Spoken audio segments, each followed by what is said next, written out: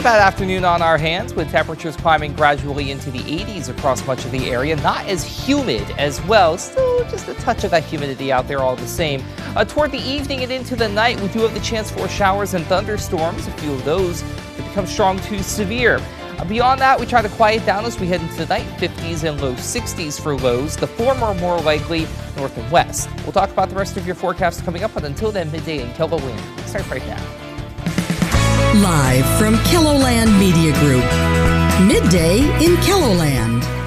The water is receding, but dozens of parks across Sioux Falls are still closed. A closer look at reopening the parks coming up. Plus, a closer look at flooding across Minnesota and the railroad bridge taken out by waters in the Sioux City area. Good afternoon, and thanks for having us in. South Dakota Governor Kristi Noem will give another update on storms and flooding across the area at 4 o'clock this afternoon in Yankton. This comes as the James River in Yankton is expected to crest tomorrow. The river is expected to be in a major flood stage until June 29th. The South Dakota Department of Transportation says water recession and forecasted elevations are being continually monitored. We're going to have live coverage and constant updates at the press conference for you on our website. Interstate 29 closure remains in effect this midday between exits 2 and 26 in southeast South Dakota. The DOT expects that all lanes will be open by the end of the day today. The public is asked to please stay away from impacted areas to allow cleanup and response efforts to get done. You can find detailed maps on the SDDOT website.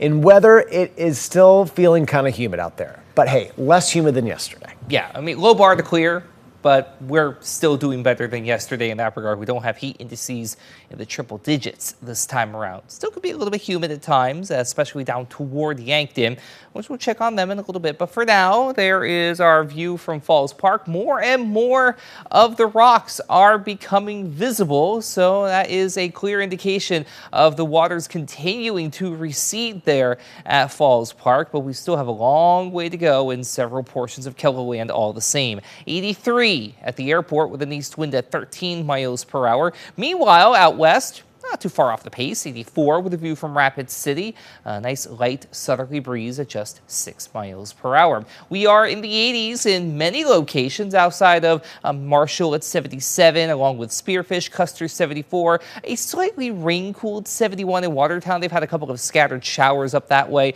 But beyond that, it's 80 or better. 80 for Mobridge, for example, 86 in Winter, where they have a dew point near 70, a dew point of 73 in Yankton. That's why I mentioned that part of KELOLAND is still a little on the soupy side in terms of just having that uncomfortable feeling in the air. Beyond that, dew points have taken a noticeable step backward, especially from I-90 points north in eastern and central portions of KELOLAND. So we do have that, like I said, working in our favor. Light breeze in general, kind of a variable direction, really depending on where you are across KELOLAND. So again, nothing to worry about in that regard. There are those showers basically streaming from west to east across Watertown, a couple of little sprinkles west of Aberdeen as well, in the Edmonds and McPherson County area. But after that, we do need to focus our attention to the south and southeast. Slight risk for severe weather, level 2 in yellow, a marginal risk in green, that's level 1, as we monitor the potential for a little more activity as we go into the first part of the night. Until we get there, though, mainly dry through the afternoon in southeastern KELOLAND. We'll watch that chance for some evening thunderstorms, and into the first part of your night, highs will be mainly in the 80s to close to 90, down toward Yankton and Wagner. To the northeast, mid-80s, a couple of evening thunderstorms of an isolated variety, not out of the question. And then we also have to keep an eye on things out west, especially from areas like Wall and Phillip down to Winter, Valentine, and Martin, where they have that higher opportunity for severe weather. Otherwise, not bad. We'll have highs in the 80s. We'll talk about the rest of your 7-day forecast coming up. Thank you, Adam. A number of parks along the River Greenway in Sioux Falls remain closed to the public following last week's rain and flooding. The water is receding, but more than a dozen parks are partially or completely closed, including Yankton Trail Park. The Assistant Director of Sioux Falls Parks and Recreation says the barriers are there for a reason. Best advice is if it's a barricade or you're in a park and there's a piece of it that's taped off, please respect those barricades. We're seeing a lot of turf damage from people not adhering to the barricades. It's not safe until we can fully assess it, get an inspection in, and open it up. We're going to tell you what crews assess within a park before reopening the gates after a flood tonight on KELOLAND News. The Department of Labor and Regulation is reminding workers who are unemployed due to flood-related issues may be eligible for reemployment assistance benefits. If workers meet the wage and other eligibility requirements, they qualify for benefits. RA benefits provide a temporary source of income to people who have lost their jobs through no fault of their own.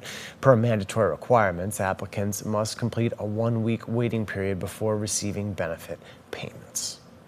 Getting swept up in the excitement of a summer vacation can sometimes lead to absent-minded air travel. The Lost and Found at Sioux Falls Regional Airport is seeing an uptick in lost items that passengers have forgotten or misplaced. So everything from clothing to water bottles and laptops, even car keys. You would think you can't get very far without them, but certainly anybody going out on a flight isn't looking for their keys for the next week, and we get a lot of them. Many of the lost items are reunited with their owners fairly quickly. Find out what happens to the items that go unclaimed in tonight's Eye on KELOLAND at 10 o'clock. Raging floodwaters have partially breached a dam in Minnesota, and residents downstream might need to evacuate. Another fast-moving river brought down a railroad bridge in the Sioux City, Iowa area, which has gotten more than 1.5 feet of rain since Thursday. Jonah Kaplan reports. In southern Minnesota, an ominous warning by officials about the Rapidan Dam. They say it's an imminent failure condition after flooding and debris partially breached this 114-year-old structure along the Blue Earth River. But so far, no mandatory evacuations have been issued. We have about 18 inches of rain over the last couple of weeks. What's happened is we've inundated the ground. There's nowhere for it to go.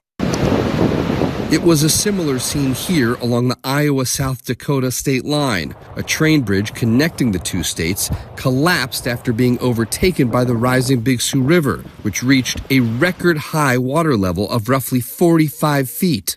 And 100 miles to the northeast, the city of Spencer, Iowa, is only now starting to emerge from the receding floodwaters of the nearby Little Sioux River, which crested nearly 6 feet above its previous record. And already you could see how high the water was and how much lower it's gotten. Those cars were fully submerged. Still, the disaster, it's really only just begun. Most of these folks here, they don't have flood insurance. Jeremy and Sarah Fry took us inside their home as they surveyed the damage.